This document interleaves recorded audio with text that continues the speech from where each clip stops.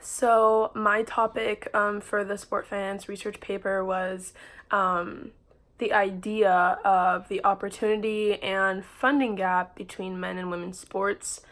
I felt like after doing a little search for my topic, this was the one that stuck out to me the most. It was kind of hard to find the angle I wanted to take because there's so many different avenues you can go with this topic specifically, especially because there is an ongoing debate still, not as big as paying athletes, but it is still a debate happening right now of kind of the main reason for why there is a gap. Some people think that we've overcome this issue, but it's still going.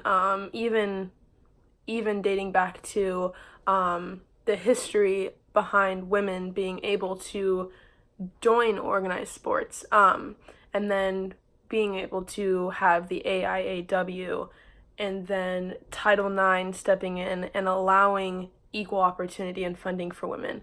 Um, Unfortunately, back then, before women were a part of the NCAA, the NCAA did feel threatened by the power that Title IX was taking, and they wanted to find the best way to give them less authority. And they found a way they started by pushing the AIAW out. They kind of took the organization's power and the money and the resources that they had that the AIAW didn't have, and they ended up paying all the expenses for women's teams competing in the national championships, charging no additional membership fees for schools to have women's programs, create financial aid, recruitment, and eligibility rules that were the same for women as men. And guarantee that women will have more television coverage. I think that the Title IX, to me personally, after doing the research, was the biggest. That was the most headway that they made. Just because Title IX was taking a lot more responsibility for the lack of resources that women had back then. And NCAA took that as a threat, but then it's now what we see now as women being able to compete the same as men today. But obviously there's levels to how this process came about. There's still a little bit of a hidden issue that will pop up here and there. There's always been this idea of the severity of women's sports over male sports. Some of the highest paid females in the country are athletes.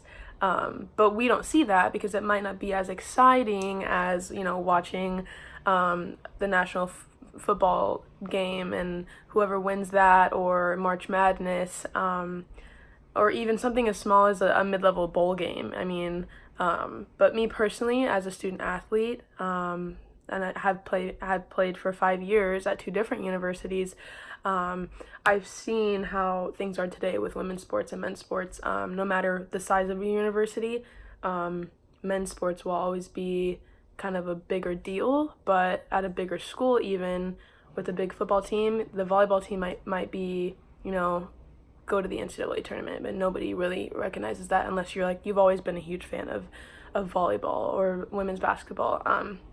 But it's always, for me, the Title IX law has always been like a quota program more than, like, now it's evolved into a quota program, meaning, oh, we have to, if we're going to do this for men, we have to do this for women.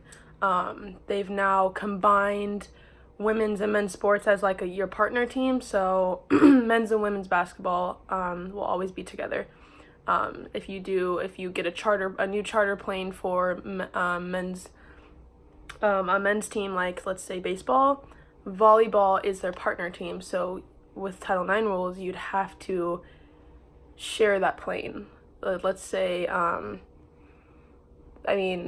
men's and women's basketball, they do share a charter plane, but for the teams like baseball and volleyball, you do have to share the gifts that are given, and especially if it's a like a project done or a huge donation from a donor, stuff like that, they try to cover it up by prioritizing a team, one team over the other. But it'll even also go as small as apparel, giving out apparel.